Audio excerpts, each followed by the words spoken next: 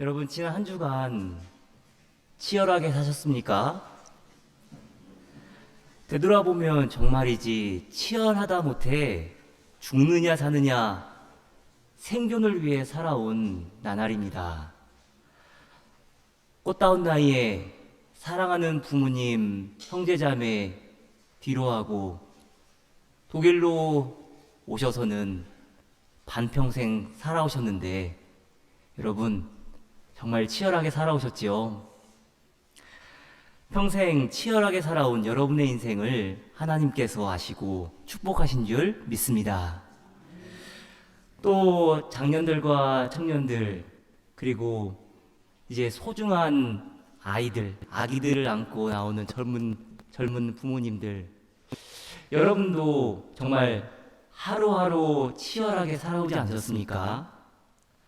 집 구하는 일조차도 쉽지 않았고, 친정 부모님 도움 없이 하나에서 열까지 부부가 다 알아서 해내는 그런 어려움, 이제는 당연한 일 되었죠. 네. 치열하게 살아온 여러분 모두에게 하나님의 은혜와 평강이 함께 하시기를 축원합니다. 그런데 여러분, 왜 그토록 우리는 치열하게 살아야 합니까? 치열하게 산다고 무엇을 얻는단 말입니까? 지난 한 주간 치열이란 단어와 함께 묵상했던 말이 치곡이라는 한자말입니다.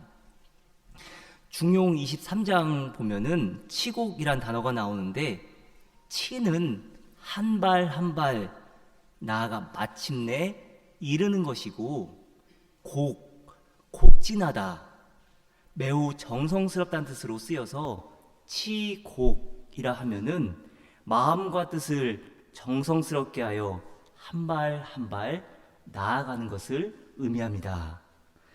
치열한 삶이랄지라도, 아니 오히려 우리의 삶이 그토록 치열하기 때문에 더더욱 마음을 다하고 뜻을 다하고 힘을 다하여 하나님의 뜻에 합당한 치곡의 삶을 살아갈 수 있어야 합니다.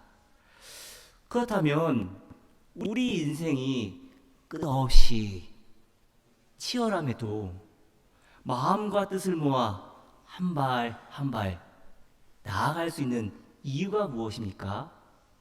우리에게는 기다림이 있기 때문입니다. 분명한 기다림이 있고 삶은 기다림의 연속이기 때문입니다.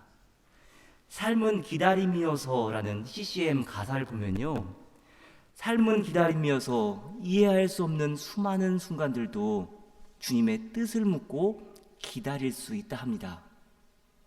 삶은 기다림이어서 견디기 힘든 날들, 수많은 아픔들도 주님께서 내게 허락하신 그 나라를 바라보며 이겨낼 수 있다 합니다. 캄캄하기만 한 두려운 내 앞길과 참기 힘든 시련, 어려운 상황 속에서도 날 품어주신 주님을 기대하며 주께서 허락하신 나의 길을 걸어갈 수 있는 것입니다. 그렇기에 저와 여러분 모두 이렇게 고백할 수 있습니다. 삶은 기다림이어서 주를 바라고 기다리는 게 내 삶의 이유라. 이 길을 걸어가네. 주 오실 그날 기대하며 이 길을 따라 걸어가네. 사랑하는 여러분, 오늘은 하늘 영광 버리시고 이 땅에 내려오신 아기 예수님을 기대하며 기다리며 함께 예배하는 대림절 첫 주입니다. 이 시간 빛으로 오신 예수님께서 진정 우리의 치료자 되시고 구원자 되시고 위로자 되신 줄 믿습니다. 저와 여러분에게 생명을 허락하시고 소망 가운데 살아가게 하실 줄 믿습니다. 오늘 본문, 더 나아가 고린도 전서와 후서를 읽다 보면은 하루하루 치열하게 살아가는 바울의 모습, 그리고 고린도 교회를 향하여 치곡의 삶을 살아가라 권면하는 바울의 마음을 읽을 수 있습니다. 고린도전서 16장 8절 말씀 보면은 지금 사도 바울이 에베소에 머물면서 고린도 교회에 편지하고 있는 것을 볼 수 있습니다. 이때가 주후 54년 혹은 55년 봄입니다. 고린도 전서가 기록되기 2, 3년 전인 주후 52년에 사도 바울이 이제 제3차 전도여행을 떠나고는 3년간 에베소에서 목회를 합니다. 그래서 에베소에서 목회하고는 55년 가을에는 마케도니아로 떠나게 됩니다. 지난 3년간 정말 에베소에서 혼신을 다해 목회한 사도 바울의 고백을 들어보시길 바랍니다. 사도행전 20장 31절입니다. 그러므로 여러분은 깨어있어서 내가 3년 동안 밤낮 쉬지 않고 각 사람을 눈물로 훈계하던 것을 기억하십시오. 사도행전 19장 읽어보면은 사도 바울이 에베소에서 얼마나 정신없는 나날들을 보내며 목회했는지를 읽을 수 있습니다. 주 예수의 이름으로 세례를 베풀고 회당에 들어가서 하나님 나라 일을 강론하고 권면하며 담대하게 선포합니다. 또 바울 통하여서 하나님의 치유하심이 나타납니다. 그야말로 주님의 말씀이 능력 있게 퍼져나가고 점점 힘을 떨치는 광경입니다. 여러분, 사도 바울 그 성격에 느긋하게 걷지도 못하고 종종 걸음으로 재빠르게 거르는 사도 바울의 모습이 연상되지 않습니까? 당차게 그리고 재빠르게 에베소 거리를 거닐며 목회하는 사도 바울의 모습을 어렵지 않게 상상할 수 있을 것입니다. 또 마케도니아를 떠나기 직전에는 에베소에서 일어난 소동으로 인해서 곤욕을 겪기도 합니다. 그러니 에베소에서 지내는 내내 바울이 단 한 번이라도 쉼다운 쉼을 가졌을까 하는 생각을 해봅니다. 그런데 그 바쁜 시간을 지내는데 고린도 교회에서 안타까운 소식이 들려옵니다. 고린도 교회를 떠난 지 벌써 4년이라는 시간이 지났는데 사도 바울을 기억하면서 도움의 손길을 기다리는 것입니다. 얼마나 착잡하겠습니까? 떠나온 교회가 안정이 안 되고 시간이 흐를수록 시끄럽다 하니 그 마음의 피로도도 점점 높아질 것입니다. 사도 바울이 고린도 교회에서 1년 6개월 동안 머무는 동안 하나님께서 이런 음성을 들려주셨기에 사도 바울 더 마음이 아픈 것입니다. 사도행전 18장 9절 10절 말씀입니다. 그런데 어느 날 밤에 환상 가운데 주님께서 바울에게 말씀하셨다. 무서워하지 말아라. 잠자코 있지 말고 끊임없이 말하여라. 내가 너와 함께 있으니 아무도 너에게 손을 해하지 못할 것이다. 이 도시에는 나의 백성이 많다. 하나님의 백성이 많다고 하나님 말씀해 주셨는데 근데 그 교회가 고린도 교회가 시끄러운 것입니다. 무엇을 끊임없이 말했습니까? 복음을 끊임없이 전했습니다. 그러나 안타까운 소식을 들려오면서 다시 한번 편지할 수밖에 없습니다. 그렇다면 하나님께서는 오늘 이 시간 대림절 첫 주를 보내는 저와 여러분에게 무엇을 말씀하길 원하십니까? 사도 바울을 통해 고린도 교회에 주시는 말씀, 이 말씀이 오늘 이 시간 저와 여러분에게도 주시는 말씀인 줄 믿습니다. 오늘 본문을 읽어보면은 2000년 전 고린도 교회를 향해 그리고 지금 오늘 이 시간 저와 여러분에게도 동일하게 주시는 말씀이 있습니다. 고린도전서 1장 7절로 8절 말씀입니다. 그리하여 여러분은 어떠한 은사에도 부족한 것이 없으며 우리 주 예수 그리스도의 나타나심을 기다리고 있습니다. 우리 주 예수 그리스도께서 나타나실 날에 여러분이 흠잡을 데 없는 사람으로 설 수 있도록 주님께서 여러분을 끝까지 튼튼히 세워주실 것입니다. 고린도 교회를 향한 바울의 기도이고 소망이고 저와 여러분을 향한 하나님의 뜻입니다. 여러분 생각해 보십시오. 사도 바울이 고린도 교회를 떠올리면서 화가 치밀지 않았겠습니까? 그렇게 정성 다해 목회했는데 그게 지금 너희들이 할 것이냐고, 지금 교회냐고, 이런 생각 왜 하지 않았겠습니까? 오늘 보면 바로 다음 구절만 읽어도 사도 바울의 화가 느껴집니다. 그런데 형제자매 여러분, 나는 우리 주 예수 그리스도의 이름으로 여러분에게 권면합니다. 여러분은 모두 같은 말을 하며 여러분 가운데 분열이 없도록 하며 같은 마음과 같은 생각으로 뭉치십시오. 근데 여러분, 오늘 본문 함께 읽은 말씀, 방금 읽어드린 말씀 7절 8절 말씀에서 사도 바울이 고린도 교회를 향해 뭐라 말합니까? 다시 한번 읽어드리겠습니다. 그리하여 여러분은 어떠한 은사에도 부족한 것이 없으며 우리 주 예수 그리스도의 나타나심을 기다리고 있습니다. 우리 주 예수 그리스도께서 나타나실 날에 여러분이 흠잡을 데 없는 사람으로 설 수 있도록 주님께서 여러분을 끝까지 튼튼히 세워주실 것입니다. 한없이 부족하지만 부족함이 없다 말합니다. 어쩌면 예수 그리스도의 다시 오심을 전혀 기다리지 않는 고린도 교회의 성도들일 것 같은데 오히려 기다리고 있다 말합니다. 전혀 흠 많은 그들이지만 전혀 흠 없는 성숙한 그리스도인으로 살아갈 것이라고 호언장담합니다. 여러분, 이게 말이나 됩니까? 여러분, 제가 한 주 한 주 살아가면서 화낼 일이 있을 것 같습니까? 아니면 아주 많을 것 같습니까? 네, 여러분.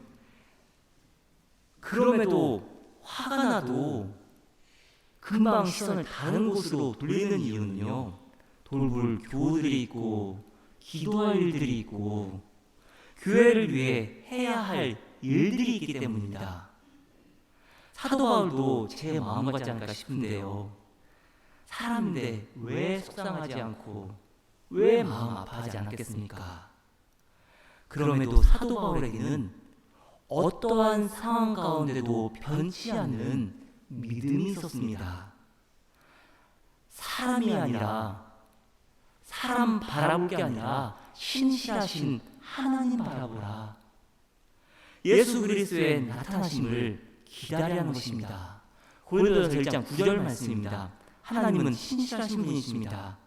하나님께서는 여러분을 부르셔서 그 아들 우리 주 예수 그리스도의 친교를 가지게 하여 주셨습니다. 사랑하는 여러분, 신실하신 하나님 바라보시길 바랍니다. 신실하신 하나님 바라볼 때 저와 여러분 역시 신실해질 줄 믿습니다. 그렇다면 신실함이란 무엇입니까? 신실하다. 사도 바울은 고린도전서에서 신실한 이 형용사를 의미하는 피스토스 형용사를 하나님에게도 사용하기도 하고 사람에게도 사용합니다. 근데 사람에게 적용할 경우에 이런 의미로 쓰입니다. 개역 개정 성경으로 고린도전서 4장 1절 2절 말씀, 사람이 마땅히 우리를 그리스도의 일꾼이요 하나님의 비밀을 맡은 자로 여길지어다. 그리고 맡은 자들에게 구할 것은 충성이니라. 충성이니라, 이 말 피스토스 쓰였고요. 세번역 성경으로 고린도전서 4장 17절 말씀, 이 일 때문에 나는 디모데를 여러분에게 보냈습니다. 그는 주님 안에서 얻은 나의 사랑하는 신실한 아들입니다. 이는 그리스도 예수 안에서 행하는 나의 생활 방식을 여러분에게 되새겨 줄 것입니다. 어디에서나 모든 교회에서 내가 가르치는 그대로 말입니다. 개역 개정 성경으로 고린도전서 7장 25절 말씀, 주의 자비하심을 받아서 충성스러운 자가 된 내가 의견을 말하노니. 결국 저와 여러분의 신실함은 어떻게 증명됩니까? 그리스도의 일꾼으로 살아가되 맡은 자에게 구할 것은 충성입니다. 그리고 세상이 아닌 교회의 가르침을 따라 살아가라는 요청입니다. 사도 바울이 디모데를 가리켜서 신실하다 표현했는데요. 여러분, 한번 빌립보서 2장 20절로 21절 말씀 들어보십시오. 그들이 다 자기 일을 구하고 그리스도 예수의 일을 구하지 아니하되 디모데의 연단을 너희가 안 하니 자식이 아버지에게 함같이 나와 함께 복음을 위하여 수고하였느니라. 여러분, 우리가 교회 안에 있어도요, 어떤 사람들은 자기의 일만 구하기도 하고 또 어떤 사람들은 그리스도 예수의 일을 구하며 살아갑니다. 복음을 위하여 수고하는 이들이 곧 신실한 사람이고 충성된 자입니다.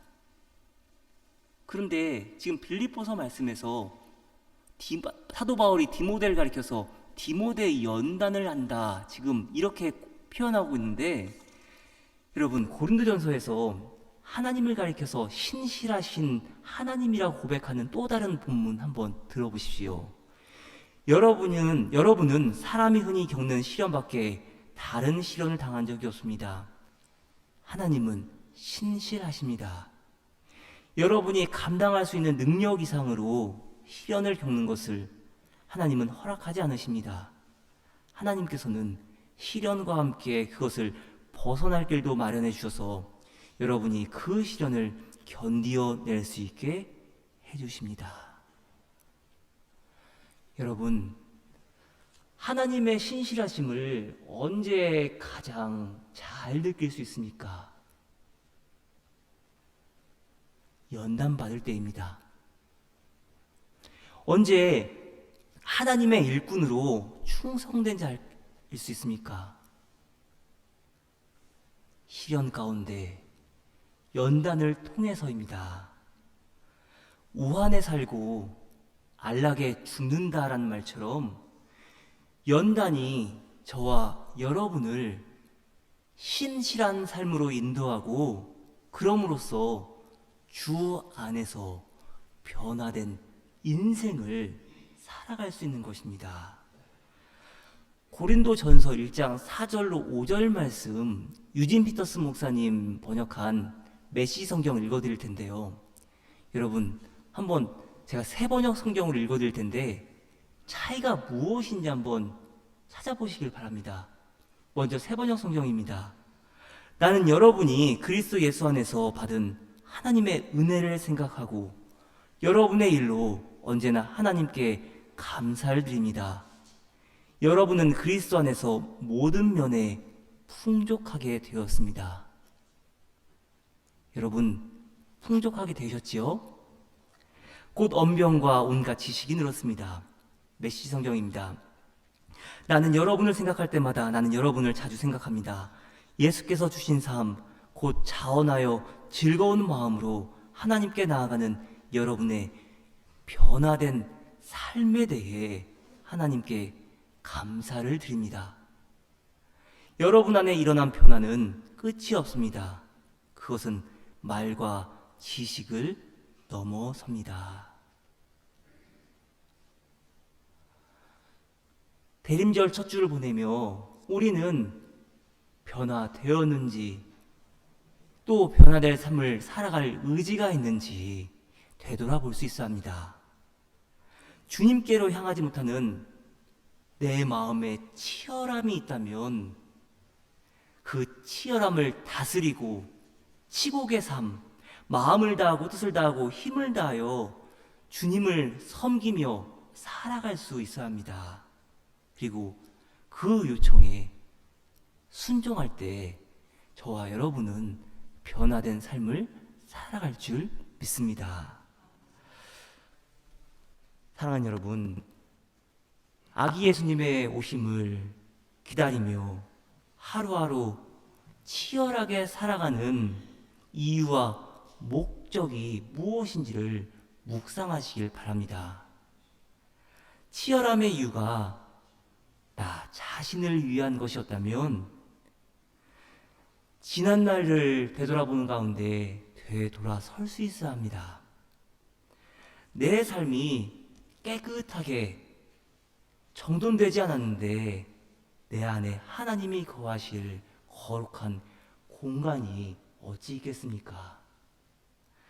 간절히 바라기는 저와 여러분의 인생이 온전히 주님만을 향하기를 축복합니다.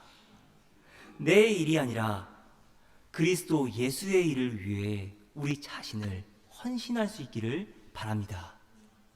그럴 때에 저와 여러분 신실하신 하나님의 신실한 자녀라고 일컬음 받을 것입니다.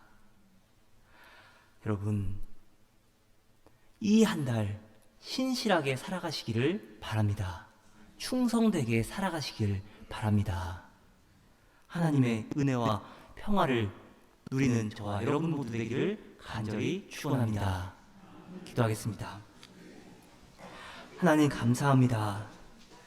오늘도 함께 하시고 주님과 상관없이 바쁜 나날을 살아온 저희들이지만 이렇게 저희 가운데 친히 찾아오시고 신실하게 인도하시는 주님을 찬양합니다.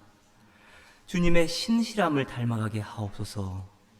예수 그리스도의 이름으로 기도드렸습니다. 아멘.